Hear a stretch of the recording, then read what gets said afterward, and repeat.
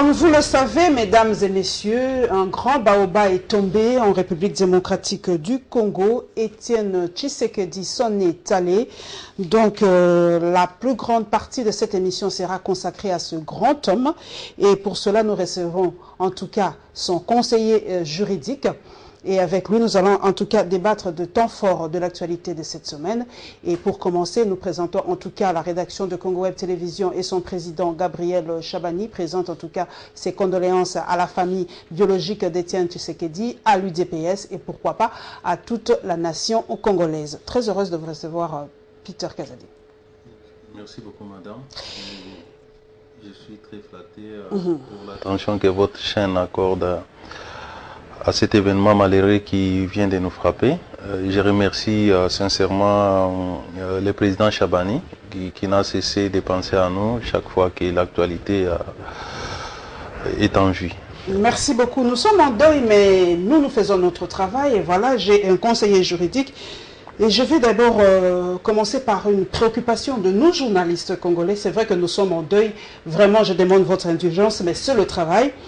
Le jour où l'information est tombée, c'était le mercredi, si je ne me trompe pas, les journalistes congolais vous ont approché. Je peux même citer les noms des reporters sur le terrain, surtout sur le net, vous ont approché. Edmond Izouba de Politico CD vous a approché. Actualité CD de Passon Ligodi vous a approché. Sergine Rehema de Top Congo vous a approché. Tout le monde vous a approché. Et la réponse que nous avons obtenue, c'était « c'est une fausse information, c'est une rumeur ». Le président Tshisekedi n'est pas mort. Et au même moment, Africa News, RFI, France 24, TV5 disaient le contraire. Tshisekedi est bien et bien mort. Ma question est celle-ci, Peter Kazadi. Moi, j'ai été personnellement sur le net copieusement insulté parce que je ne fais que relayer l'information d'Africa News que le président Étienne Tshisekedi s'en est allé. La question, est-ce que vous ne faites pas confiance aux non-journalistes? Quelle est l'image que vous nous avez donnée ce jour-là quand les journalistes congolais disent que c'est une fausse information, mais les journalistes de la presse étrangère disent le contraire? Vous nous mettez où dans cette... Est-ce que vous nous prenez pas en considération, nous, les journalistes congolais? Non, madame. Et loin de nous, l'idée de vouloir minimiser notre presse, nos journalistes, c'est avec eux que nous vivons au quotidien. Ce sont eux qui participent aussi à forger nos personnalités. Nous n'avons nullement l'intention de les dénigrer. Il est vrai que nous avons été tous membres de l'idée, bon, je ne dirais pas tous, au moins les plus visibles, ceux qui côtoient la presse. Nous avons été approchés pour en savoir un peu plus. Mais vous savez, nous sommes au Congo, le président Tshisekedi était parti, en tout cas pas très malade comme les gens peuvent le penser. Il est parti marchant sur ses deux pieds. Et tous nous avons été surpris comme vous de cette annonce. Et vous savez, nul n'ayant pas été en contact permanent avec l'entourage du président en Europe, nous étions surpris comme vous tous, puisque personne ne s'attendait. Moi qui vous parle, je peux vous dire que j'ai travaillé ce jour-là, depuis le matin jusqu'à 16h ou 17h, à peu près avec Félix, qui est notre secrétaire général adjoint, mais en même temps le fils du président. Jusqu'à notre séparation, nous n'étions pas au courant de l'information. C'est un peu après que moi, personnellement, je serai informé à la suite des coups de fil des journalistes. J'ai appelé et puis on m'a confirmé l'information. Tout de suite, l'information était livrée à la presse. Vous savez, il y a un processus dans la mort d'un homme. Et je m'imagine que certainement l'état de santé du président qui s'est immédiatement détérioré, puisqu'il s'agissait d'une crise. Vous savez, la cause de sa mort, c'est quelque chose qui peut nous attraper, même comme nous sommes en train de parler ici. Des gouttes, nous en parlerons. Moi, je reviens sur ce concept-là de nous, journalistes congolais. Ça nous a profondément choqués. Nous tous, nous en avons parlé. Même dans Journalistes en Action, nous avons eu tout un débat par rapport à ça. Mais, pourquoi cette information était tombée simultanément? Nous, les journalistes congolais, nous disons le président n'est pas mort, mais les journalistes étrangers affirment le contraire. Et ça nous a mis, en tout cas, en déphasage et en porte-à-faux avec notre propre opinion. C'est ça le problème. Vous avez totalement raison, puisque ceux qui étaient les journalistes étrangers dont vous parlez, ce sont ceux qui vivent dans ces pays-là. Non, ici Peter Kazadi. Beaucoup étaient ici et on l'a fait. Mais ils ont leurs agences en Belgique. Donc c'est-à-dire qu'ils ont été informés un peu plus tôt que même nous cadres de l'IDPS. Comme je venais de vous dire qu'il y a un processus, les médecins peuvent annoncer aux gens que le pronostic n'était plus bon par rapport à la situation du président. Et en ce moment-là, les Blancs n'hésitent pas à mettre l'information sur la place publique. Et il faut attendre que les médecins viennent dire à la famille qu'effectivement, la personne est décédée. On a annoncé par exemple ici la mort de Michel Ladilouya, qui n'était pas encore mort, mais il est décédé quelques heures après. Donc ça veut dire que ceux qui avaient l'information avant, ils avaient annoncé, les gens ont contesté, mais par la suite, l'information, c'est à peu près la même situation. Ok, nous prenons donc le tout premier condensé, c'est lié à Étienne Tshisekedi. Nous allons d'abord tracer son portrait. Congo Web Télévision trace le portrait de cet illustre disparu pour vous faire en tout cas revivre un peu ce qu'était ce grand monsieur. La rue aussi, nous comme à l'accoutumée, nous faisons parler nos téléspectateurs. Ils ont parlé d'Étienne Tshisekedi, la réaction de Martin Fayoulou, donc les politiques. Martin Fayoulou en tout cas, a parlé d'Étienne Tshisekedi et évidemment, l'UDPS, El Kibassa Maliba, a dit aussi un mot. Plus de détails dans ce produit condensé.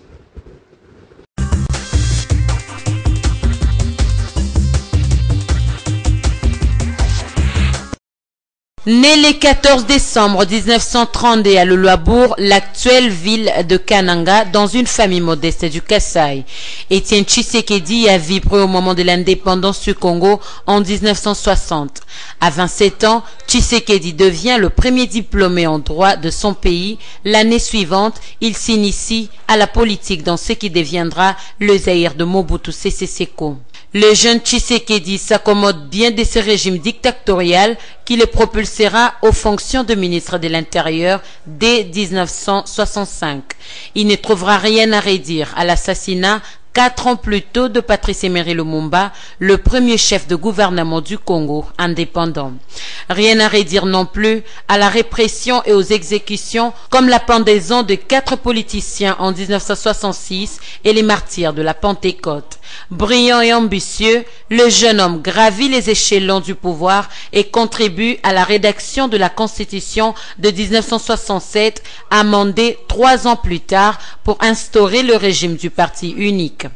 Le futur démocrate sert la dictature de Mobutu un temps seulement. Au début des années 1980, sa mue d'opposants est rapide et périlleuse.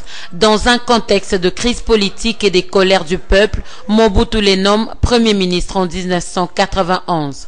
Une fonction qu'il n'assumera que quelques jours avant d'y revenir pour 3 mois l'année suivante, à l'issue de la conférence nationale souveraine entre 1990 et 1992 qui ouvre la voie au multipartisme. Jamais Étienne Tshisekedi n'aura donc réussi à conquérir le pouvoir. Alors, il s'est contenté de dénoncer les dérives dictatoriales de Laurent Désiré Kabila, puis de Joseph Kabila, qui a succédé à son père, assassiné en 2001. À ceux qui doutaient de sa popularité qu'il est rangé parmi les reliques du passé, son retour à Kinshasa le 27 juillet 2016 fut un éclatant démenti. Des dizaines de milliers de ses sympathisants l'y attendaient comme le Messie, persuadés que le retour du vieux opposant pourrait accélérer le départ de Joseph Kabila.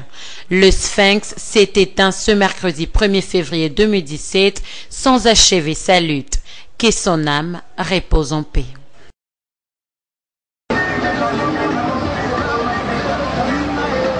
La nouvelle est tombée comme un coup de foudre aux oreilles de Kinoa. La mort du docteur Étienne Tshisekedi, président de l'UDPS, vient attrister le peuple congolais. Pour certains, Tshisekedi incarnait l'espoir de tout un peuple. Nous venons de perdre un grand baoba, l'icône de la démocratie congolaise, bien qu'il n'a pas pu voir l'alternance démocratique que tout le peuple congolais attendait, mais nous avons perdu un grand baoba. Ce monsieur était exceptionnel. Il n'a pas touché aux armes.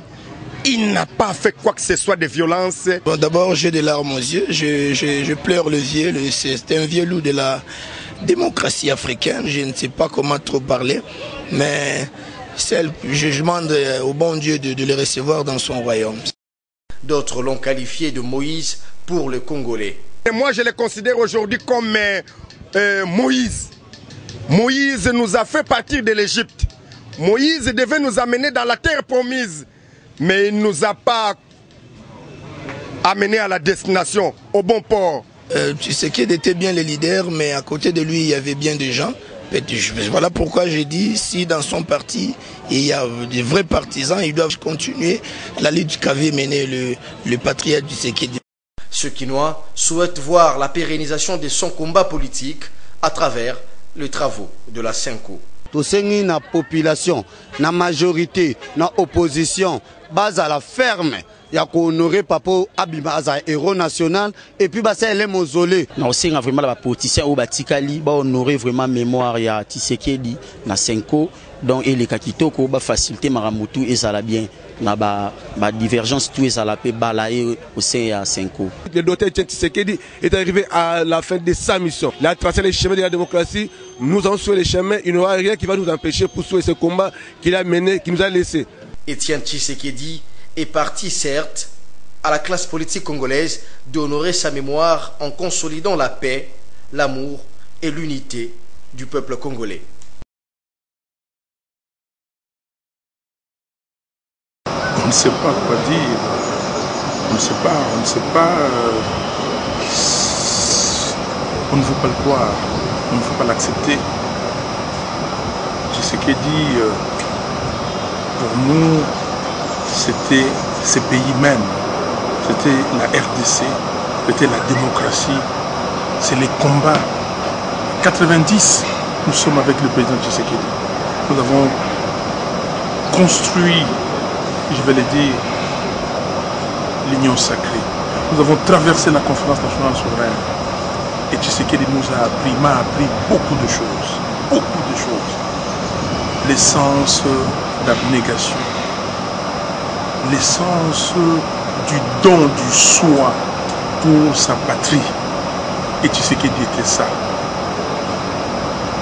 Tshisekedi s'est confondé avec le peuple congolais.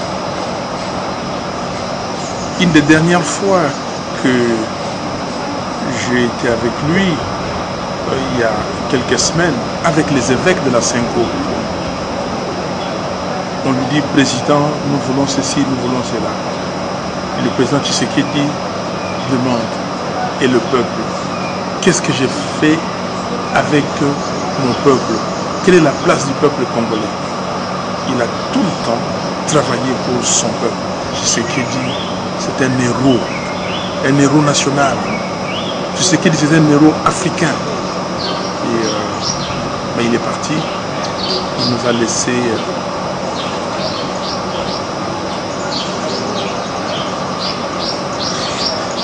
il nous a laissé les rassemblements. Il nous a laissé les rassemblements. Merci beaucoup.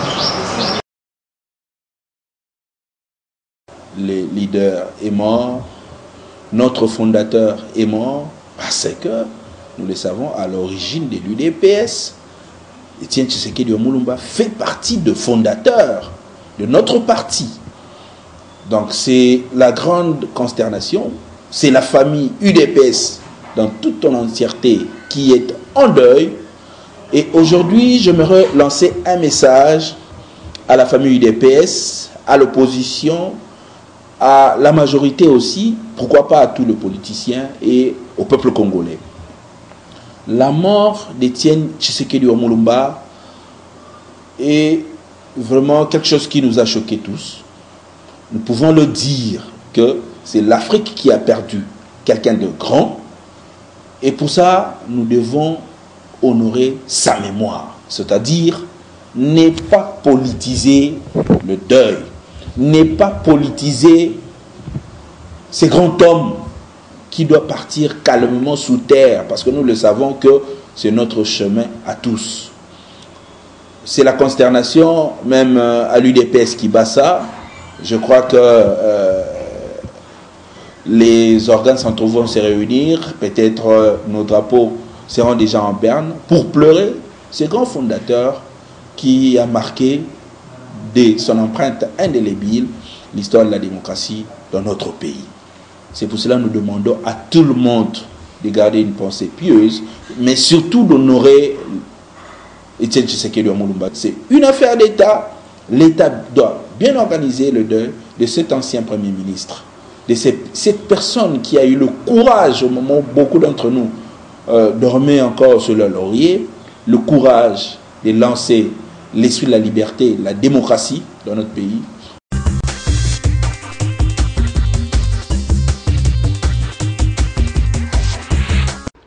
Maître Peter Kazadi, c'est que nous craignons tous. Est arrivé, Tshisekedi est allé de l'autre côté, comme on l'a dit. Maintenant, c'est la gestion de son héritage aujourd'hui. Qu'est-ce qui va se passer? L'après Tshisekedi père, ça sera comment? C'est vrai que nous sommes encore dans le temps de deuil, ça va passer, mais après, la réalité doit reprendre le dessus. Alors, comment vous allez gérer cet après Tshisekedi? Tshisekedi nous a légué un grand héritage. Nous sommes assez mûrs. Vous savez, moi, je l'ai connu dans ma jeunesse, j'avais encore 14 ans. C'était encore lorsqu'ils étaient dans la clandestinité. J'ai grandi, j'ai atteint l'âge de la majorité. Je roulais toujours dans les milieux de l'UDPS jusqu'en 90, lorsqu'on a libéralisé les activités politiques. Et depuis lors, je suis resté dans l'école de Tshisekedi. Et plusieurs autres millions de Congolais comme moi, nous sommes passés dans cette école, nous sommes restés fidèles jusqu'au bout. Nous avons appris du maître. Il nous a laissé un message. Le message d'amour, d'oubli de soi. Le message de dévouement pour la cause commune. Et c'est cet idéal qui va nous guider. L'implosion des partis politiques, on le sait à Kinshasa, on n'a pas à se voiler la face. Quand un grand leader qui menait les troupes s'en va, l'émiettement de son parti s'ensuit. Est-ce qu'on n'a pas peur qu'aujourd'hui l'UDPS disparaisse avec son fondateur aujourd'hui? Non. Vous savez, la dislocation est liée à la nature humaine. Pendant de son vivant, il y a eu plusieurs départs. Mais l'UDPS... Nous avons suivi même l'UDPS Kibasa avec notre confrère, notre ex-confrère. Bien sûr. Jimmy Mukendi. Nous avons enregistré beaucoup de départs. Cela n'a pas affaibli l'UDPS. Mais là, il était vivant. Hein? Là, il était vivant. Bien sûr. Lui-même a su forger, à dépasser l'étape matérielle de l'UDPS pour forger l'UDPS spirituel. Nous restons attachés à l'esprit UDPS.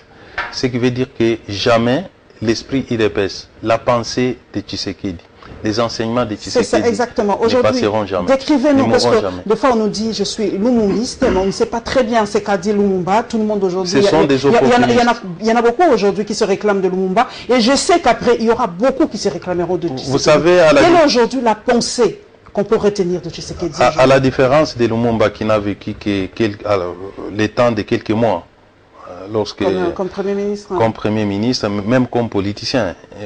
Lumumba n'a pas fait longtemps.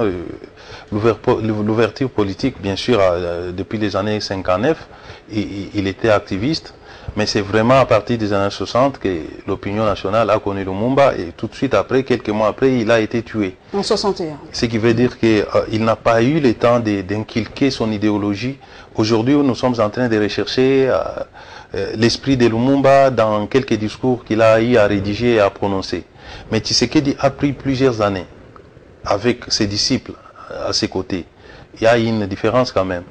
Aujourd'hui, il est difficile d'envisager une seule fois que Tshisekedi, dans sa pensée, il va disparaître, puisqu'il a traversé des générations, ceux de son âge, et même ceux qui ont été ses petits-fils, ont appris de lui, de son vivant. C'est ce qui nous rend plus forts que toutes les autres. C'est vrai que nous sommes dans la coutume bantou, quand quelqu'un meurt, on oublie tout le côté négatif, mais ici nous faisons un travail un peu plus scientifique. Nous savons que Etienne Tshisekedi a travaillé avec un dictateur, il a travaillé avec Mobutu, il a été son ministre de l'Intérieur, et d'ailleurs son parcours est entaché. Et peut-être une certaine opinion le pense, qu'il est impliqué dans l'assassinat de Lumumba, il est impliqué dans l'assassinat ou la pendaison, comme on a appelé de l'époque au stade des martyrs, la pendaison de la Pentecôte avec Anani, Bamba, les noms m'échappent, mais je crois que peut-être Peter Kazadi en a encore. Il a travaillé avec Mobutu. Est-ce qu'aujourd'hui, Tshisekedi porte en lui l'héritage de Mobutu? Parce qu'il a participé à l'élaboration de la charte de l'Ancélé. Est-ce qu'aujourd'hui, Mobutu Tshisekedi, c'est blanc bonnet, bonnet blanc, ou c'est les deux faces d'une même médaille aujourd'hui? Non, rien de semblable. Il est vrai que encore trop jeune à l'université, Etienne Tshisekedi a été appelé par Mobutu pour participer dans différents gouvernements juste après, dans les années 65, je crois. Et Tshisekedi était entré en politique d'abord en tant que technocrate, et par la suite, il a réussi à se forger la carrure d'un homme politique. Et il a participé même à la création d'un père qui est aujourd'hui dans l'imaginaire des Congolais considéré comme un parti dictatorial. Alors qu'au départ, vous venez de citer les manifestes de l'Ancélé, et même c'était très bon. Et même à le lire, c'était si c'était appliqué, aujourd'hui, le Congo serait un paradis. Mais Mobutu n'a pas pu appliquer ça. C'est une des raisons qui ont poussé M. Tshisekedi à s'éloigner de Mobutu. Et même dans la constitution de 65, il n'a jamais été question d'instaurer une dictature ni un parti unique.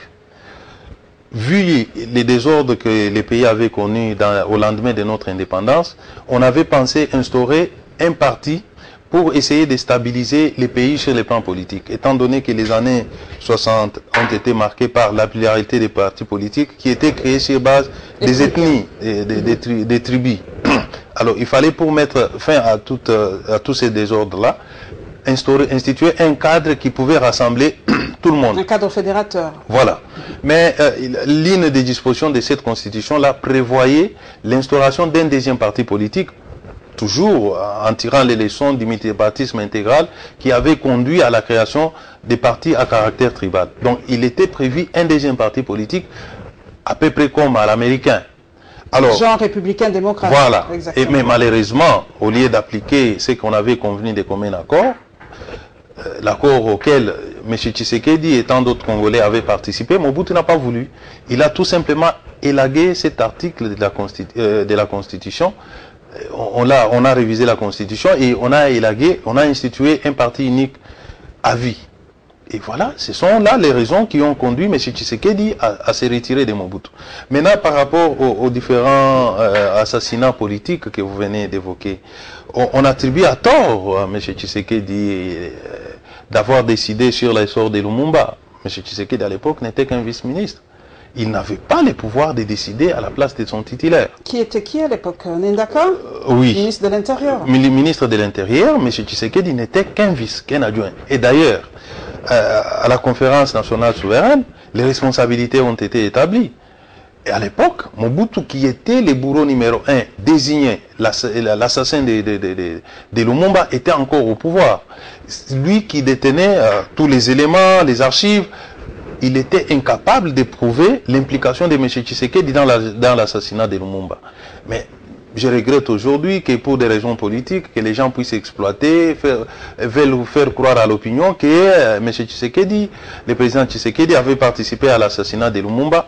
C'est archi faux, puisque à la conférence nationale, vous savez dans quel climat cette conférence avait eu lieu, c'était dans un climat d'antagonisme, M. Tshisekedi d'une part et M. Mobutu de l'autre, en train de s'affronter. Dans une telle affrontation, il n'y avait pas moyen de se faire les cadeaux. Okay. Donc, si à la conférence nationale, aucune preuve n'a été apportée contre M. Tshisekedi, alors que Mobutu commandait les pays, c'est lui qui détenait tous les services de renseignement, tous les archives, même une simple lettre n'a pas été produite. Il y a sur les réseaux sociaux une lettre qui a été produite à l'époque, qui a été battue en brèche, puisqu'on avait démontré qu'il y avait beaucoup de fausseté, c'était un montage. Aujourd'hui, c'est tout simplement regrettable, ce sont les gens de mauvaise foi qui disent vraiment ça. Vraiment un détail. Tshisekedi est mort 20 ans après M. Mobutu. Les deux, c'est 7-7. Mobutu est mort en 1997. Etienne Tshisekedi en 2017. Donc les deux étaient quand même assez proches. Oui, ils ont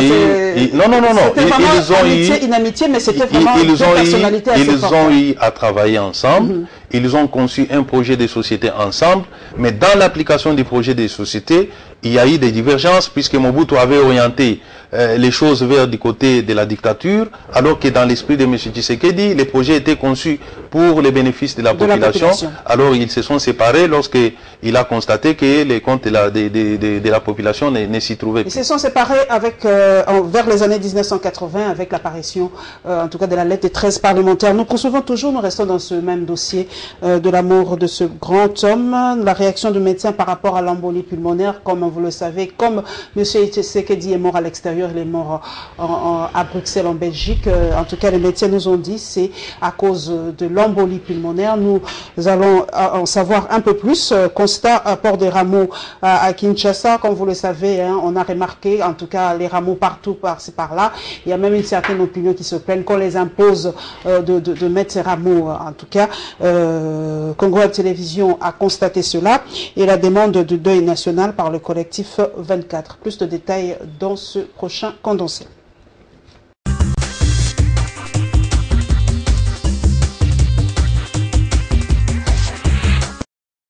L'embolie pulmonaire, la maladie a emporté Etienne Tshisekedi, président de l'IDPS.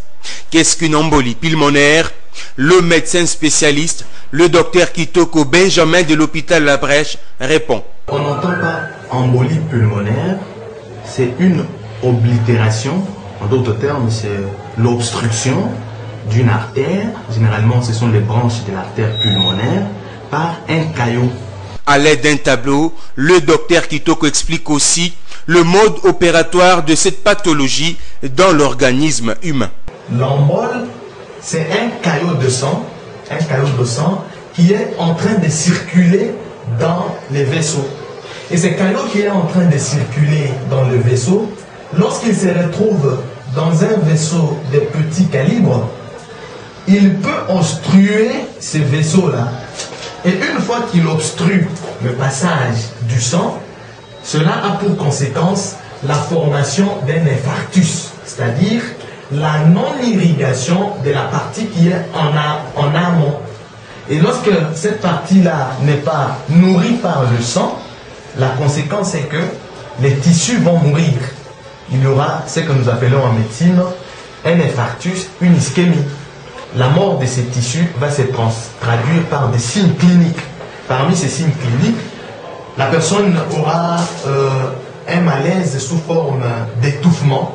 Que faire pour l'éviter? Ces spécialistes donnent quelques mesures préventives. Pour l'éviter, on doit tout faire pour avoir une saine alimentation, une bonne alimentation, une alimentation qui est riche en cholestérol de bonne qualité, et puis faire de l'exercice physique. Éviter des attitudes liées à l'alitement très prolongé, ne pas beaucoup dormir, rester dans une position pendant trop longtemps, surtout la position couchée, c'est pas très bon.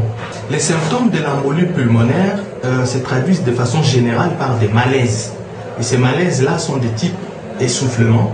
Selon le docteur Kitoko, l'embolie pulmonaire devient dangereuse lorsqu'il y a une maladie sous-jacente. La distribution de rameaux se fait à Kinshasa depuis l'annonce de la mort du leader Maximo. Sur l'avenue des Huileries par exemple, quelques Kinois remettent aux usagers de la route des rameaux en signe de compassion à l'endroit d'Etienne Tshisekedi. Par cela signifiait que la RD Congo est en deuil. Bon, l'inalo de Tché est un signe bolingo tozaina envers papa wana Etienne Tshisekedi na idéologie onyo so combat onyo so memi to ko za la be gratter pour akufi lelo totika journal o inaperçu. C'est pourquoi to Tché bandala la oyo pour honorer papa wana na volonté na bolingo ya mboka oyo azaki nango banda abanda iti lelo azo continuer akufika kana bolingo mboka oyo. Nazana mawa trop pour na vie na ngai vraiment nazana mawa trop. Taka tozana mawa dei national nde tozabe tolela papa na biso ya Titi. Tous les biso ba wewa to ana mawa papa na biso ya Titi. Le seul mutu abana obundela biso na mboko yo wana zate na minute. Papa na simindala o to ana mawa la mboka to perdre baoba munene. Ya omo to so lela ene lemba lindala la. Oyo na tie lindala tozana choc mingi. Ya komona to perdre leader munene na mboka. Donc Etienne Tshisekedi. Tala botia mandala la po vieux donc to ebite so to zo souviens na biso boy wapi. Le décès du président du Conseil des sages, du Rassemblement et président de l'UDPS a touché la population congolaise. Le Sphinx de Limete est certes parti, mais les Quinois espèrent voir son combat se pérenniser en RD Congo. Pour le collectif 24, la disparition d'Étienne Tshisekedi est un événement. Son coordonnateur, Henri Longenja, invite l'État congolais à décréter un deuil national. C'est un grand événement, la mort de Tshisekedi. Mais au niveau du pays, à part les messages de condoléances, on n'a pas senti, bien sûr, que le gouvernement prépare les obsèques, mais pourquoi pas qu'on devrait même décréter un deuil national. C'est tout simplement mettre les drapeaux en benne pour qu'on sache qu'on est en deuil. Et voilà l'expression même de la population elle-même qui s'est imposée en mettant des ramettes dans les véhicules, les motos. C'est pour s'exprimer que quand bien même vous refusez de décréter un deuil national, nous, population, nous sommes en deuil parce que celui qui est mort, ce n'est pas n'importe qui. Lui qui milite pour l'effectivité de la liberté d'expression en RDC n'a pas tari d'éloges à l'endroit de celui qu'il considère comme son précurseur. J'estime que les libertés d'expression font partie des libertés fondamentales. Lorsque Étienne demande aux gens de marcher sur la rue, c'est pour exprimer leur opinion, c'est pour s'exprimer. Lorsqu'il demande aux gens de garder une journée vie morte, c'est aussi pour exprimer l'opinion. Nous pensons que la question de la liberté d'expression pose énormément de problèmes en République démocratique du Congo et qu'il va falloir que le gouvernement puisse vraiment savoir écouter l'opinion des populations. La liberté d'expression faisait partie de la lutte d'Étienne Tshisekedi. Aujourd'hui, le collectif 24 dit faire de ce combat sien.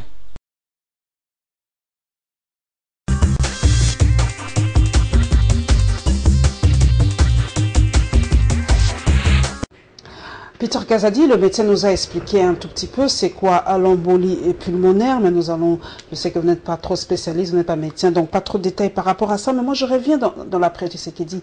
Aujourd'hui, les messages fusent de partout, sur le net, sur la télévision, et même il y a une certaine opinion qui pense qu'il y a de la récupération politique. Aujourd'hui, Tshisekedi, comment je peux dire, un peu encensé, entre guillemets. Il y a les militants qui disent arrêtez votre hypocrisie. Quand il était vivant, vous l'aimez pas.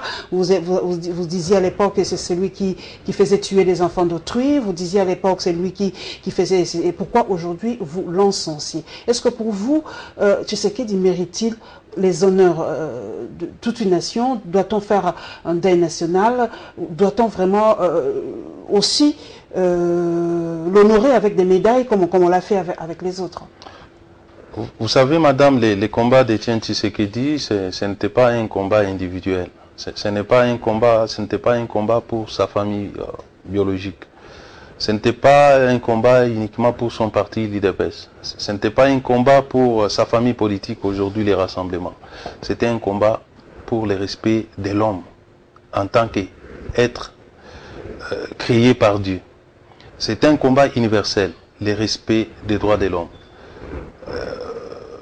L'existence d'un état de droit dans lequel l'homme est considéré. L'homme, d'après Étienne Tshisekedi, était au centre de toutes ces préoccupations, de la préoccupation de l'homme politique congolais. Ce qui signifie que chez nous, à l'IDPS, il était beaucoup plus à l'écoute des plus démunis, ce que nous appelons les combattants. Chaque fois qu'il y avait des problèmes entre la base et les dirigeants, Étienne Tshisekedi s'est penché beaucoup plus vers la base, tout simplement parce que ce sont les sans-voix. Et lui était le porte-voix de cette masse populaire. Doit-on le décorer aujourd'hui? Et c'est ce qui a fait de lui aujourd'hui ce qu'il est. Alors, je pense que ce combat étant un combat national, un combat universel, il mérite plus d'honneur. Le combat de Tshisekedi profite à tout le monde, tant de l'opposition que du pouvoir. Puisque si l'homme est respecté dans son humanisme, dans son humanité, dans son existence, cela vaut tant pour les opposants que pour ceux qui sont au pouvoir. Donc c'est un combat universel, aujourd'hui qui n'est pas là. Et d'ailleurs, j'ai appris avec bonheur que ceux qui les contestaient hier, qui les détestaient hier, ont reconnu à travers leurs différents messages qu'il était une icône, les champions du combat de la démocratie. puisque tous nous sommes aujourd'hui unanimes pour reconnaître son combat, il mérite beaucoup de respect et beaucoup d'honneur de la part de nous Congolais, mais même d'ailleurs même à l'étranger, nous entendons des messages qui reconnaissent la justesse de son combat. Donc Tshisekedi aujourd'hui est universel. Et il mérite, selon vous, les honneurs. Il mérite les honneurs. La SENCO aujourd'hui, il a été mis, en tout cas, à la tête de l'organe qui devait contrôler cette fameuse transition, mais aujourd'hui, il n'est pas là. Est-ce qu'il y a même une certaine opinion, même des autorités qui le disent, Tshisekedi n'étant pas là, l'accord de la Saint-Sylvestre tombe. Aujourd'hui, qu'est-ce qui va se passer? Doit-on remettre tout en question? Parce que c'était lui l'homme fort, c'était vraiment... vous avez suivi cette population qui s'est dit, tout le monde se tournait vers Tshisekedi, c'était lui le contrepoids. Aujourd'hui, le contrepoids n'existait pas. Il y a même une certaine opinion qui pense qu'il y a des gens qui jubilent, permettez l'expression, de la mort de ce grand homme. Aujourd'hui, est-ce que le monde politique congolais, comment ça va se présenter, Peter Kazadi, sans Étienne Tshisekedi aujourd'hui? Puisqu'il y en a qui disent d'ailleurs que c'est fini pour le rassemblement, il y a déjà des messages qui tombent, comme Tshisekedi était incorruptible, il y en a qui sont facilement achetables, on ne sait pas très bien si le rassemblement résistera face à l'argent, il y a beaucoup de choses qui se disent. Sans Tshisekedi aujourd'hui, comment se présente le paysage politique congolais? D'abord, madame, par rapport à l'accord, nous les considérons comme les testaments politiques que M. Tshisekedi nous a légués. L'accord reprend la volonté, je dirais les dernières volontés du président Tshisekedi, puisqu'il a participé activement à l'élaboration de cet accord. Il y a mis ses idées, et je peux vous rassurer qu'à 80%, les idées de Tshisekedi se retrouvent dans cet accord. Et que ne pas appliquer l'accord aujourd'hui serait cracher sur les mémoires de ces grands hommes. Et ici, nous, membres de l'IDPS, nous qui avons grandi sous l'ombre de Tshisekedi, nous faisons notre bataille, l'application de cet accord, et ensemble avec le peuple congolais. Et les gens ne doivent pas se sentir abandonnés, désespérés. Tshisekedi a fait son temps. Il nous a enseigné. Il nous a légué un héritage. Il nous a donné sa pensée, que nous avons tous intériorisée. Je suis sûr que plus que jamais, nous allons nous battre pour que les idées de Tshisekedi puissent triompher. Et entre autres, ces idées se trouvent contenues dans cet accord qui doit impérativement être appliqué. Et il doit être appliqué le plus tôt possible. Il y a une autre, nous sommes des journalistes d'investigation, nous écoutons partout, mais comme je suis avec le conseiller juridique, j'aimerais avoir en tout cas une opinion de l'UDPS. Aujourd'hui, on a peur qu'on marchande un peu le décès de Tshisekedi, parce qu'on a ouï dire que si le corps de la dépouille mortelle d'Étienne Tshisekedi ne reviendra que si on met en application cet accord, si on nomme le Premier ministre, si on fait ceci, sinon pas question que le corps d'Étienne Tshisekedi revienne à Kinshasa. Peter Kazadi, franchement, est-ce que vous êtes en train de marchander aujourd'hui? Est-ce qu'aujourd'hui, la dépouille mortelle d'Étienne Tshisekedi fait objet de marchandage politique? Dites à cette population qui se pose la question aujourd'hui. Vous savez, madame, nous avons débattu de la question au niveau de la direction politique du parti. Nous étions en train de nous activer à accélérer les préparatifs pour le retour de la dépouille de notre président au pays, afin de pouvoir l'honorer, l'enterrer dans la dignité.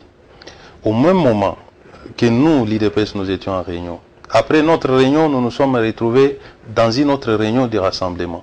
Pendant que nous nous réunissions, nous avons entendu une foule nombreuse venir frapper, puisque la réunion se tenait dans la résidence même du président Tshisekedi, venir frapper à la porte du président avec un seul message.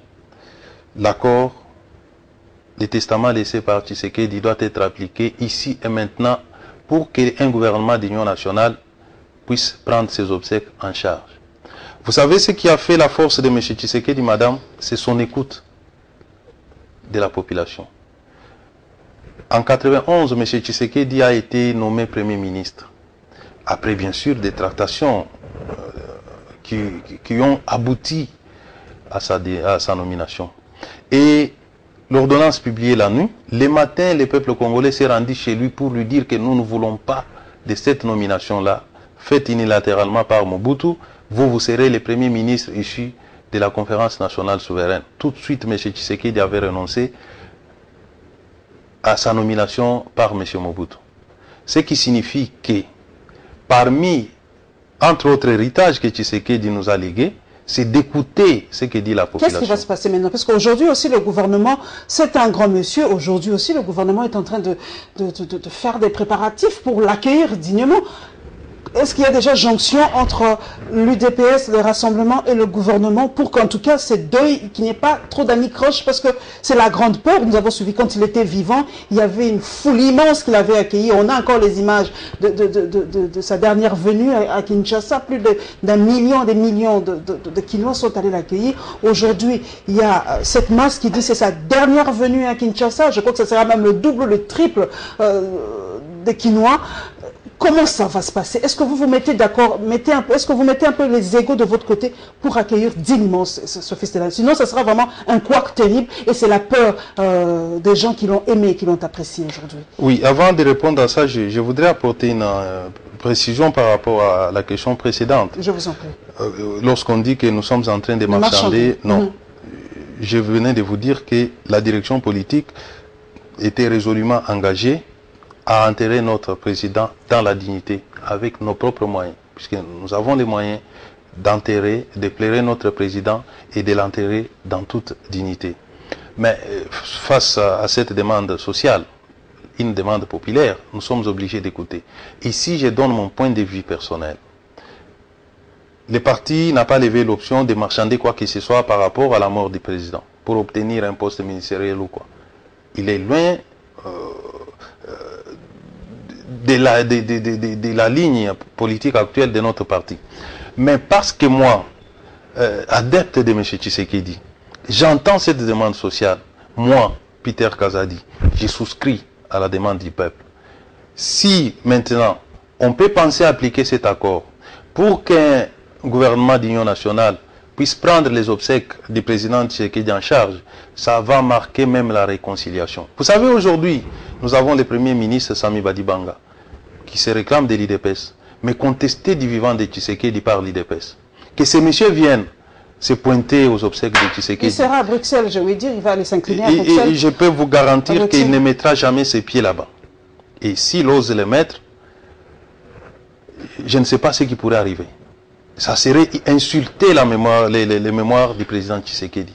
Et c'est là, même jusqu'au pays, nos combattants nous disent qu'ils ne voudraient pas voir tous ceux qui ont trahi Etienne Tshisekedi de son vivant venir s'incliner, et même jusqu'en dernière minute. Vous savez, si effectivement M. Badibanga était issu du ventre de l'IDPS, dès lors qu'il avait appris que son père Etienne Tshisekedi avait adoubé un accord avec la majorité de M. Kabila, la moindre des choses, c'était de se remettre en cause pour laisser la chance à cet accord de s'appliquer. Aujourd'hui, l'accord ne s'applique pas. On nous dit, entre autres, c'est parce que M. Badibanga ne fait pas démissionner, étant donné que la Constitution ne laisse pas le choix au président de la République de révoquer le Premier ministre. Soit il démissionne ou il est démis par le Parlement. Alors que le Parlement est en vacances, on ne sait pas en réalité appliquer cet accord à cause de son entêtement. Voir M. Badibanga avec son gouvernement venir prendre les obsèques de Tshisekedi en charge, c'est vraiment l'insulter. Et là, nous disons, moi j'ai dit à titre personnel, s'il faut que l'accord de Tshisekedi pourrisse, puisque nous manquons des moyens pour l'enterrer, moi je soutiendrai cette option que de les livrer entre les mains des traîtres, ceux qui l'ont trahi hier. Ça, on n'acceptera jamais. Voilà, mesdames et messieurs, je crois que nous avons clôturé cette page d'Etienne Tshisekedi. Nous allons en tout cas prendre autre chose et changer un peu aussi l'ambiance de l'émission. Voilà, nous prenons la SENCO, le G7, comme vous le savez, l'accord de la SENCO est en train de piétiner jusqu'à aujourd'hui. Ça s'est terminé en tout cas en queue de poisson, la réaction du G7 par rapport à ça et la réaction de la diaspora par rapport à l'échec ou à la réussite des accords de la Saint-Sylvestre.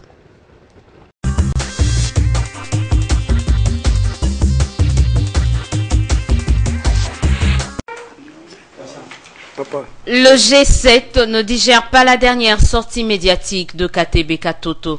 D'abord, l'homme s'est présenté comme étant vice-président du Rassemblement, une fonction lui déniée par cette plateforme. Il dit qu'il est vice-président du Conseil, il ne l'est pas. Le vice-président du Conseil, tout le monde le sait, c'était le président Mwando.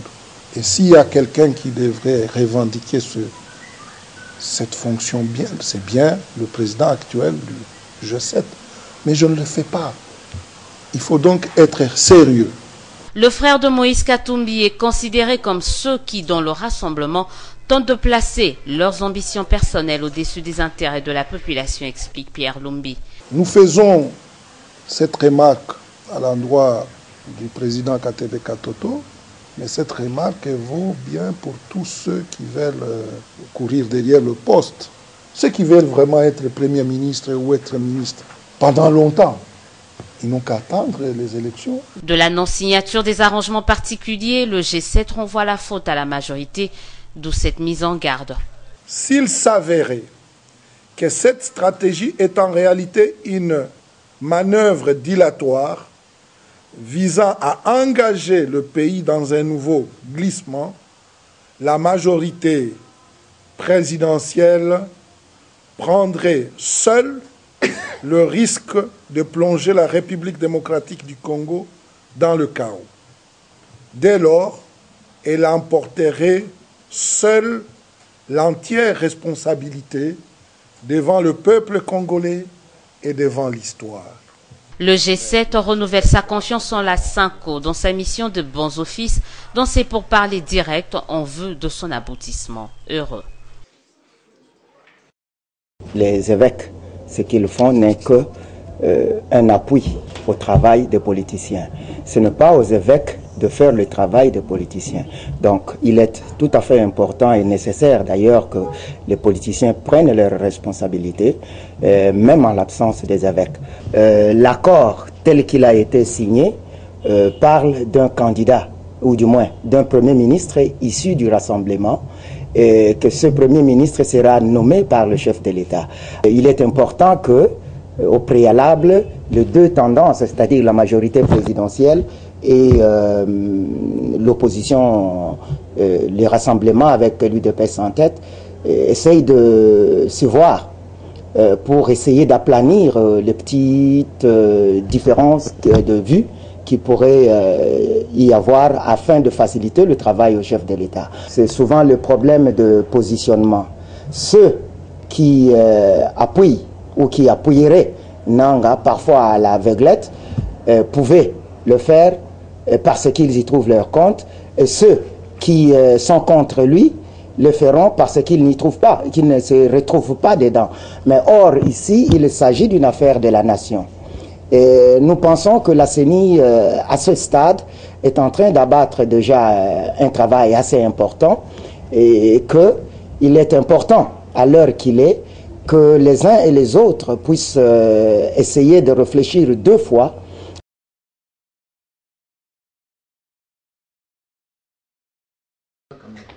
La nouvelle génération pour l'émergence du Congo, NOGEC, a saisi par l'entremise du cabinet d'avocats MKM le procureur général de la République près la Cour suprême de justice en vue de l'ouverture d'une enquête sur les décès du président Etienne Tshisekedi, ce au regard des propos tenus par M. Willy Michiki, alors vice-ministre de l'énergie, avant le décès du président Tshisekedi.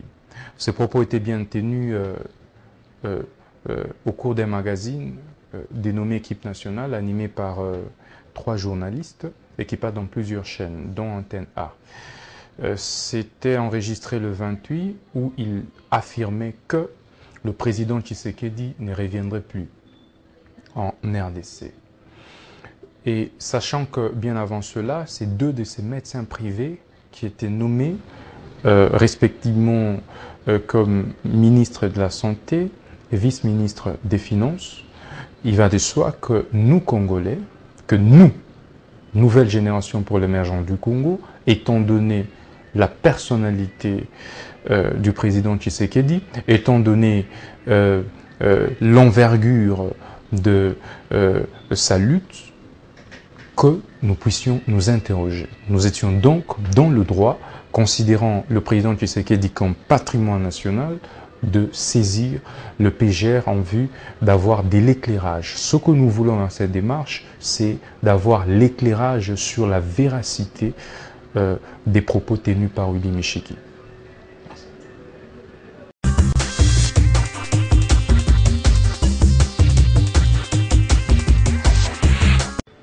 Peter Kazadi, le couac dans cet accord, c'est le poste de la primature aujourd'hui. Vous avez suivi la réaction des uns des autres. Lambert Mende a dit que vous devez fournir 3 noms ou 5 au président de la République et lui doit user de son pouvoir discrétionnaire pour choisir le Premier ministre. Vous vous rétorquez que non, c'est l'accord. Vous devez le présenter qu'un seul nom, le Premier ministre. Et c'est là où ça bloque. Aujourd'hui, comment faire pour décanter cette situation, vu que Etienne Tshisekedi n'est plus là, vu qu'il y a beaucoup de paramètres aujourd'hui? Est-ce que cet accord de la SENCO a échoué ou ça a encore des chances, en tout cas aujourd'hui, d'évoluer positivement? Non, l'accord n'a pas échoué. L'accord est là. Nous l'avons adopté tous, avec les amis de la majorité. Les Français, là, nous les avons formulés ensemble avec eux, avec des ménages juristes de leur côté. L'accord dit clairement que le Premier ministre, un article défini au singulier. On ne parle même pas du candidat Premier ministre. On parle du Premier ministre. Le Premier ministre est présenté. On ne dit pas est proposé. Est présenté par le rassemblement et sera nommé par le président de la République conformément à l'article 78 de la Constitution. Mais comment la majorité présidentielle interprète-t-il autrement cet article? Vous savez, madame, vous avez certainement lu l'accord. Alors, est-ce que vous pensez que cela appelle à interpréter? Non. C'est tout simplement la mauvaise foi. Et comme je venais de le dire tout à l'heure, l'accord politique, nous le considérons comme les dernières volontés du président Tshisekedi. Aucun membre de l'UDPS, et je suppose aucun membre du Rassemblement, ne sera à mesure de marcher contre les dernières volontés de notre président, de son vivant. Le président Tshisekedi avait opté pour présenter un seul candidat. C'est qui celui-là? C'est peut-être ça aussi. Il est là. Il a même. Ça relevait de sa discrétion. Et lui-même avait déjà proposé un nom à la SENCO. Les noms existent. Il reste tout simplement. C'est un secret d'État pour connaître ce nom-là. Au moment opportun, c'était un entretien entre le président Tshisekedi et la SENCO. Il a laissé un nom, puisqu'il devait faire un voyage. Il se disait certainement qu'il allait retourner au pays pour continuer les combats qui étaient les siens. Il a laissé un nom, tout le monde laissait un seul, je dis bien un seul nom. Le président Tshisekedi n'a pas laissé 2 ou 3 noms, il a laissé un seul. Ça serait une haute trahison pour nous d'accepter que cette volonté de notre chef aujourd'hui puisse être marchandée ni foulée aux pieds. Il appartient aux amis de la majorité, s'ils aiment encore ces pays, de respecter les engagements que nous avons pris. Dans cet accord s'exprime non seulement la volonté aujourd'hui que nous qualifions des dernières volontés du président Tshisekedi, mais il y a aussi les volontés du président Kabila à travers ces délégués avec lesquels nous avons discuté. Il appartient à chacune des parties de prendre sa part de responsabilité. Nous, notre part de responsabilité, c'est de présenter un candidat Premier ministre, le candidat Premier ministre, et la part de M. Kabila, c'est de les nommer conformément à la Constitution. Ah d'accord. Vous avez relevé un point, vous avez dit M. Etienne Tshisekedi était parti sachant qu'il allait revenir, mais nous avons suivi un politique de notre pays qui avait affirmé tout go que M. Tshisekedi est parti et il ne reviendra plus. Et d'ailleurs, la NOGEC a porté plainte contre cela. Et aujourd'hui, ça soulève un tollé. Comment ce monsieur savait-il que Etienne Tshisekedi était parti pour toujours et il ne reviendra pas? Quelle était votre réaction quand vous avez suivi cette vidéo, Peter? J'ai suivi ces déclarations-là avec beaucoup d'amertume. De voir un politique, un Congolais, souhaiter la mort de notre Congolais. Tout simplement parce que les intérêts politiques nous divisent. Il a prédit la mort de Tshisekedi avec beaucoup de certitude. À l'IDPS, nous avons refusé d'intenter cette action que Nogec vient d'intenter, tout simplement pour ne pas faire la publicité à ces bouts d'hommes. Vous êtes juriste, cela soulève un problème, c'est le dossier médical. On se pose la question, est-ce que le dossier médical d'Étienne Tshisekedi était-il connu de tous ou de ses adversaires politiques? À ce que je sache, le dossier médical est secret. C'est secret entre les patients et son médecin. Et qui était le médecin d'Étienne Tshisekedi? Qui est aujourd'hui au gouvernement? Oui, ça pose une grande question. Il se pose effectivement. C'est peut-être un procès d'intention. On a dit qu'il a peut-être marchandé son poste avec le billet médical. Ce que vous dites n'est pas à prendre à la légère. Et si nous étions dans un pays normal, au vu de la déclaration de ces messieurs, qui a parlé devant plusieurs caméras, on a balancé ces images sur plusieurs chaînes de télévision, publiquement. Dans un pays normal, on devait ne fût-ce qu'ouvrir une information judiciaire. Mais j'espère que la requête de Nogec aura des répondants. Mais vous savez, c'est tout simplement malheureux. J'aimerais bien que ces dossiers, quand bien même que non initiés par notre parti, pour des raisons qui nous sont propres, puisqu'il y a une association des droits congolais qui a saisi la justice, que la lumière soit faite. Il y a des individus qui côtoyaient le président Tshisekedi, des médecins de surcroît, et ces messieurs composent justement avec ces médecins auxquels vous faites allusion.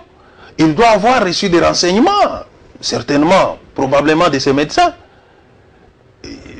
C'est un médecin d'abord naturalisé belge, qui a évolué longtemps là-bas, qui a des confrères là-bas. Nous ne savons pas ce qu'ils peuvent avoir fait sur la santé du président Tshisekedi. Vous avez une autopsie, Étienne Tshisekedi. Bon, le tout se passe au niveau de l'Europe. Je ne suis pas assez informé autour de ces dossiers-là. Mais au vu de ce qui a été déclaré dans l'opinion, il y a lieu de s'inquiéter. En tout cas, dans un pays normal, il faut qu'on ouvre ne fût-ce qu'une information judiciaire pour éclairer la population, qu'on sache pourquoi ces messieurs parlaient avec autant de certitude que M. Tshisekedi n'allait plus revenir au pays et que finalement M. Tshisekedi n'est pas revenu. C'est une question d'intérêt public. Voilà, nous allons à la CENI, mesdames et messieurs. Comme vous le savez, l'enrôlement a commencé au Congo profond. Nous allons aller à Bunia, dans l'ex-grande province orientale, et puis la descente du président Corneille Nangaa pour voir, palper du doigt la réalité des inscriptions, en tout cas les inscriptions pour la liste électorale à Bunia.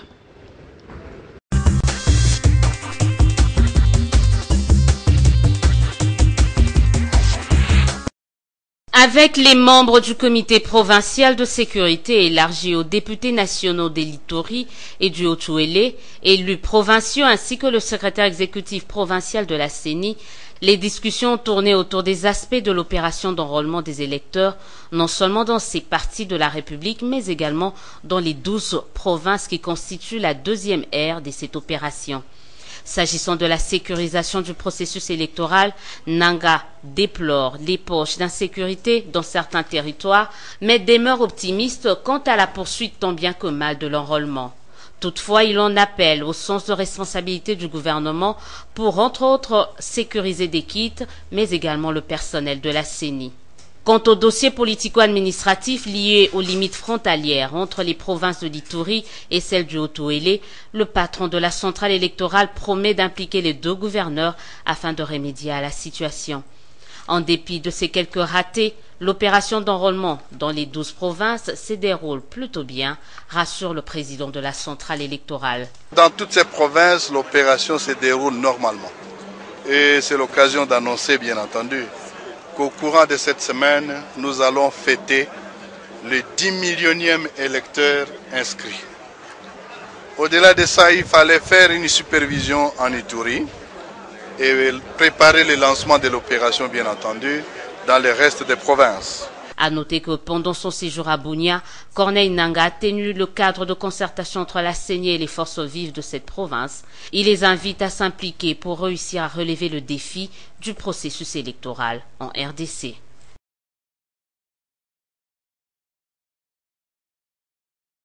Loin de son bureau climatisé de Kinshasa, Nangaa tient à palper la réalité sur le terrain. L'homme veut tout cerner sur les avancées, les difficultés autour de l'opération d'enrôlement des électeurs à Bunia, dans la province de l'Ituri.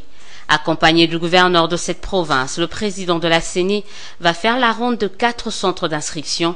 Le constat est plutôt satisfaisant. Effectivement, nous sommes à Bunia, à la commune de Bunia, à l'école primaire officielle de Bunia et aux villes. Nous sommes venus inspecter et nous avons eu le privilège d'avoir le gouverneur qui est venu en observation.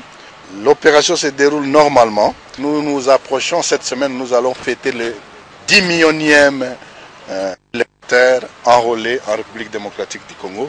C'est une preuve que l'opération se déroule normalement et nous allons bientôt avoir le fichier compris dans notre planification. Toutefois, la mobilisation semble faible, comme l'explique ici ce chef de centre. Nous n'avons pas connu beaucoup de difficultés. Au début, bien sûr, il y avait des difficultés, mais maintenant ça va. Tous les problèmes de Chine que les OPS n'avaient pas bien maîtrisés. Et maintenant, ils commencent à s'adapter. Ce que nous demandons au requérant, c'est de venir massivement parce que maintenant, nous voyons la vitesse commence à diminuer un peu par rapport à ce qui s'est passé au début. Oui. Occasion pour le président de la centrale électorale d'interpeller les élus nationaux de cette province pour accentuer la sensibilisation autour de cette opération. Il en va de la répartition des sièges.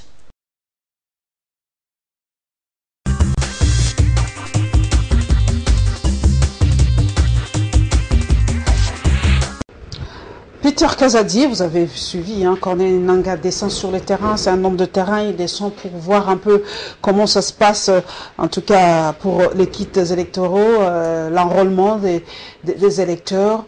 Vous nous confirmez vraiment que les élections auront bien et bien lieu, selon l'accord, en décembre 2017? L'accord exprime, je ne cesserai de le dire, les volontés politiques des partis.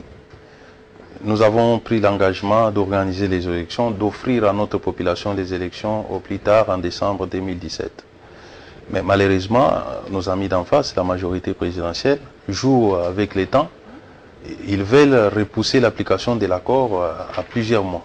Ce qui met en danger même l'exécution de l'accord pour le respect de ces volontés que nous avons exprimées.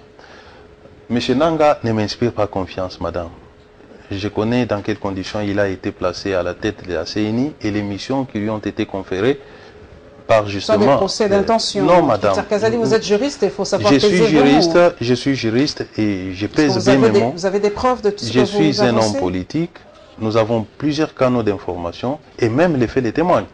M. Nangaa a multiplié les manœuvres. Lui, organe technique, chargé à organiser les élections conformément à la Constitution. Il est venu lors des accords, il vous a expliqué techniquement, il est passé combien de fois pour vous expliquer dans les commissions comment ça se passe? J'étais justement dans la commission chargée il vous a quand même donné quelques éclaircissements par rapport à ça? Les éclaircissements ont été battus en brèche par des personnes de notre camp. Il a été démontré d'ailleurs. Pour preuve, madame, M. Nangaa avait convaincu les amis qui s'étaient réunis au camp Tchachi que les élections ne pouvaient se faire qu'en avril 2018. Comment comprendre que toujours avec sa technicité, cette fois-ci, il revient pour accepter qu'on peut les organiser en 2017 au mois de décembre. Ceci prouve que ce monsieur n'a pas la volonté de nous amener aux élections. Il n'a pas du tout la volonté. Il lui a été demandé d'amener d'autres experts pour que sa thèse puisse être confrontée aux autres experts. Le monsieur n'a jamais amené. Donc, il y a des faits qui attestent que M. Nangaa est là non pas pour les élections. Il ne travaille pas pour la République. M. Nangaa travaille pour les intérêts d'un groupe politique. C'est pour ça que vous voulez, en tout cas, restructurer la CENI, le CESA, absolument, absolument. C'est votre rôle, parce qu'il y a quelqu'un qui a dit tout à l'heure que les évêques peut-être sont en train d'outrepasser leurs prérogatives aujourd'hui. Est-ce que c'est aux évêques aujourd'hui de jouer le rôle des politiques? Non, les évêques ont offert leurs bons offices aux politiques. Ce sont les politiques qui ont discuté. Nous avons discuté entre politiciens et les évêques étaient là pour arbitrer. Chaque fois que ça ne marchait pas, ils pouvaient tempérer les climats et proposer des conseils, des pistes de solutions, des voies de sortie. Mais ce sont les politiques qui dialoguaient. Donc il est malsain et même malhonnête aujourd'hui de vouloir inculper, dire que les évêques sont en train de faire la politique. Non, Parce qu'on est sur les réseaux sociaux, Peter Kazadi. On a vu des photos circuler des évêques en train d'être hébergés, entre guillemets, dans des fermes au Katanga, d'être gâtés, permettez l'expression, par les politiques. Est-ce qu'aujourd'hui, les évêques sont encore dignes de confiance? Vous savez, madame, les évêques vivent de l'aumône de leurs fidèles. Donc, si on doit prendre... si on doit dire que parce que peut-être, encore que je n'ai pas toute l'information par rapport à ce sujet-là, l'évêque ne travaille pas, n'est-ce pas? Ils ne sont pas demandeurs d'emploi. Ils ne sont pas demandeurs d'emploi. Ils tirent leurs fonds des offrandes et des aumônes. Alors, si on doit considérer que puisque quelqu'un lui a offert, par exemple, un lieu pour dormir, c'est qu'il l'a acheté, c'est que les évêques cesseraient d'exister, puisqu'il y a des pécheurs qui vont à l'église et donnent leurs dîmes, leurs offrandes. Ça veut dire que ces gens-là corrompent les évêques. Je vais tout simplement dire que les évêques sont au-dessus de tout ça. Quelle que soit la fortune, bon, bien sûr, il peut y avoir qu'en tant qu'humain qui lui tombe d'une manière ou d'une autre. Mais en tout cas, les évêques de la Cinco, moi je suis en droit de les faire confiance. Ce sont des gens qui ont démontré... Doivent-ils être partie prenante lors de cette transition? Non, les évêques ne sont pas des parties prenantes. Lorsque vous lisez l'accord, ils ne sont pas cités parmi les parties prenantes. Mais il y en a qui souhaiteraient cela comme garantie morale. Non, moi aussi je souhaite leur présence. Leur présence ne signifie pas qu'ils se mélangent dans les parties prenantes. Il y a des parties prenantes. Il y a les camps du dialogue du 18 octobre 2016 et les non-signataires de cet accord-là. Les évêques sont au milieu. Ils sont au milieu. C'est une église au milieu du village, comme on dit. Ils sont là pour essayer d'aider, nous les politiques qui ne nous entendons pas, à aller de l'avant. Donc ils ne peuvent pas être considérés comme une partie prenante aux discussions politiques ou au jeu politique que nous sommes en train de mener. Nous allons terminer, mesdames et messieurs, par le volet un peu social. C'est vrai, nous sommes tristes, nous sommes choqués, mais la vie continue. Nous allons parler de sport, nous allons évaluer un peu les léopards. Comme vous le savez, les léopards de la République démocratique du Congo ont quitté la CAN pendant le quart de finale. En tout cas, on a été battu par le Ghana et le Ghana aussi a été sorti de cette CAN par le Cameroun. Donc la finale de cette CAN, eh bien, ça se jouera entre le Maghreb et l'Afrique subsaharienne, l'Égypte contre le Cameroun ce dimanche. Donc échange de vœux, comme vous le savez, eh bien, nous sommes encore au début de l'année. Eh bien, l'échange de vœux à l'hôpital Mutombo, Marine Mutombo et notre structure GED a organisé aussi l'échange de vœux pour nous autres journalistes et nous allons clôturer par ça.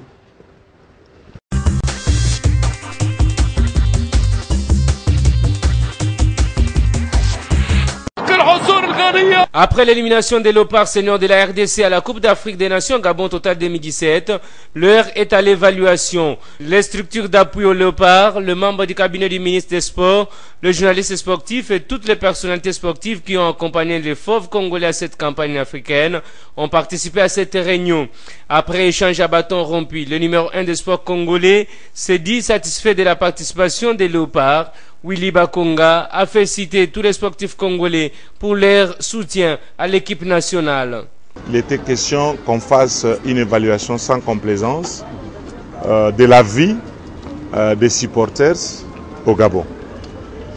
Alors toutes les structures ont parlé et finalement nous sommes arrivés à des décisions que le ministre va prendre dans les jours à venir pour améliorer davantage la vie de tous les supporters. Le secrétaire général au sport Barthélemy Okito explique. Que ce soit en Coupe d'Afrique Guinée équatoriale en 2015, que ce soit en Coupe d'Afrique au Gabon, la RDC avait une très bonne équipe, malheureusement elle n'est pas arrivée en finale. Vous comprenez? Et nous avons évoqué toutes les raisons, sur tous les plans. Après la réunion avec la FECOFA viendra faire le compte rendu de toutes les décisions qu'ils prendront pour vite relancer l'équipe nationale, afin qu'on ne commette pas les mêmes erreurs, parce que nous avons le mondial, les éliminatoires, nous avons une CAN et nous avons les CHAN. Rappelons que les léopards seniors de la RDC ont été éliminés à l'étape des quarts de finale par les Black Stars du Ghana.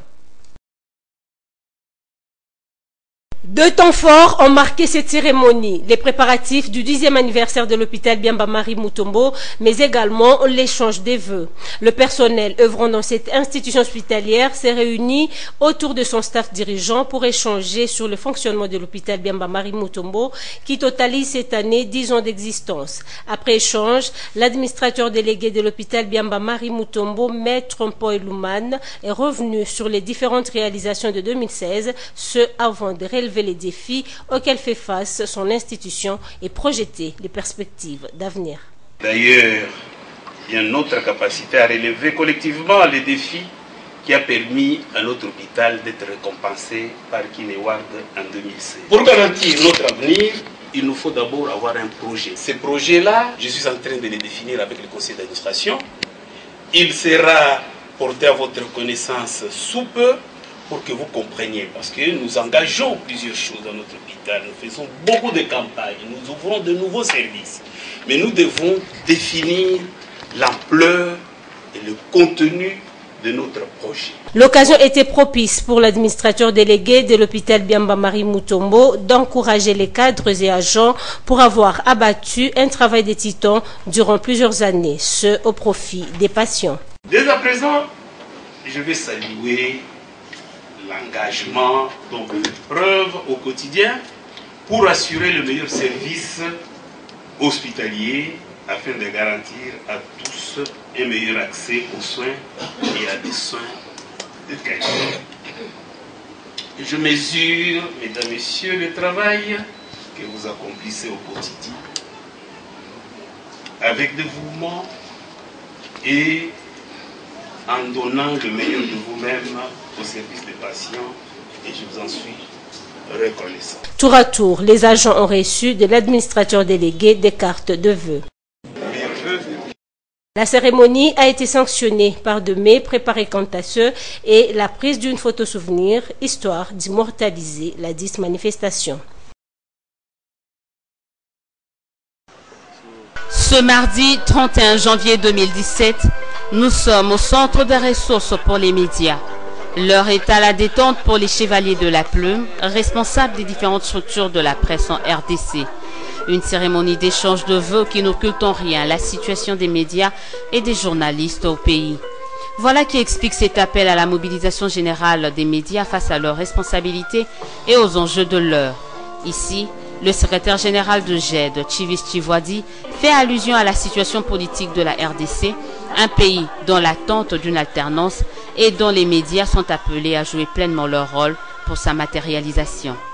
Dans ces conditions, les médias ou le contrôle des médias et de l'information constitue un enjeu majeur et un facteur de risque pour les médias et pour les journalistes, dont certains deviennent des cibles, tandis que d'autres médias ont vu leurs signaux d'émission coupés ou brouillés, sans parler de l'accès à l'Internet et aux réseaux sociaux qui subissent les contre-coups de la mauvaise humeur des politiques. Les médias ont une responsabilité majeure, celle de permettre à ce que les élections attendues se déroulent dans la transparence et dans un climat apaisé. Ce n'est pas le rôle des médias de mettre de l'huile sur le feu, mais ils doivent éclairer les consciences et les intelligences, en donnant les informations utiles à la connaissance et au débat démocratique, mais aussi en dénonçant les magouilles et les dysfonctionnements éventuels.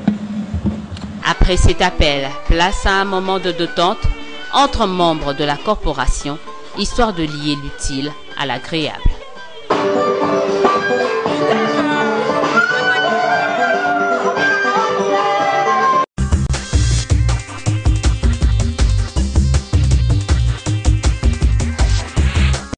Peter Kazadi, et bien voilà, c'est dommage. En tout cas, les léopards ont quitté la CAN. Aujourd'hui, nous sommes à l'évaluation et déjà les bruits sont en train de courir que nous devons faire partir Florent Ibenge. Les gens se plaignent que ce coaching n'était pas bon et tout ça. Et votre réaction, vous êtes, je sais que féru du ballon. Ibenge doit-il réellement partir ou doit-on lui laisser cette chance pour amener le RDC en Russie 2018 ans? Pas du tout, madame. D'abord, chapeau bas à nos léopards. Chapeau bas plutôt. Ils se sont battus comme des hommes, comme des grands garçons. Et Ils ont réussi à passer la première étape. Ils sont allés à la deuxième.